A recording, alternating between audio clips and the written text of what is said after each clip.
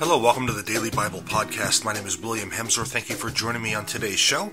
Well, today we continue on in chapter 13. We're going to cover quite a few verses today. We're breaking the normal rule because we're delving, like I said yesterday, we're delving into the third great discourse of Jesus. And this particular discourse contains a lot of parables. And so, in this particular parable, we need to get everything in together to get the full context of what Jesus is saying here. So here we go. We're going to start at chapter 13, verses 3 through 9 today.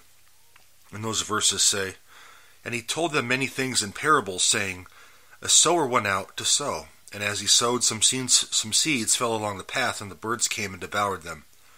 Other seeds fell on rocky ground, where they had not much soil, and immediately they sprang up, since they had no depth of soil. But when the sun rose, they were scorched. And since they had no root, they withered away. Other seeds fell upon thorns, and the thorns grew up and choked them. Other seeds fell on good soil, and brought forth grain, some 100-fold, some 60, some 30. He who has ears, let him hear." So within the Gospels, it's not uncommon to see Jesus speaking in parables. Parables are kind of a literary device. They're a literary comparison between two things for illustration. Jesus says this word, or this word is actually mentioned in Matthew, Mark, and Luke, the Synoptic Gospels, 48 times. So that's all it is. It's a comparison for teaching purposes. It was very common in Jesus' day for teachers to teach this way. And that's very important to understand because yes, some people were able to read and write, but it wasn't the norm. It wasn't the norm that they would be able to do this. And so teaching in parables was a way to help people memorize and to understand what was being taught, so they're able to carry that parable along to others and teach them accordingly. That's how the church started, because the written Bible wasn't completed until the end of the first century, and it wasn't compiled as a unified whole until much later. So that's how the gospel was spread initially when the church started. So very important. And so this parable encourages spiritual sowers. So teachers, priests, pastors, etc. It's encouraging all those folks to keep sowing the word. You see, the farmer in this parable sowed good seed, but not all the seed grew, not all the seed sprouted.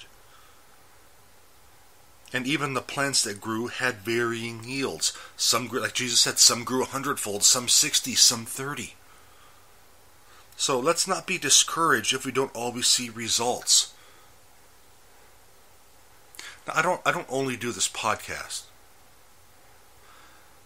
I assist with RCIA, which is the Rite of Christian Initiation for Adults. It's for those who are looking to come into the Catholic Church. I teach children as well. It can get very discouraging when you're teaching and it's falling on deaf ears, or it may not be latching on as fast as you would like it to. Sometimes it can get discouraging. Jesus is telling us, don't be discouraged with this. This will happen. So let's not be discouraged if we don't see these results. Belief cannot be forced. Okay, it's a miracle of the Holy Spirit as He uses the words that we're talking to teach others. So it'll happen. Let's not be discouraged. Our job is to be faithful. Our job is to keep spreading the word, regardless of what the results are. So thank you for joining me on this episode of the Daily Bible Podcast. Thank you so much for joining me each and every day. I know we had a break there because of my family vacation, and I thank you for your understanding on that. But remember, tomorrow is Sunday, and there's no shows on Sundays, so I'll catch you on Monday. God bless you guys. Have a great weekend.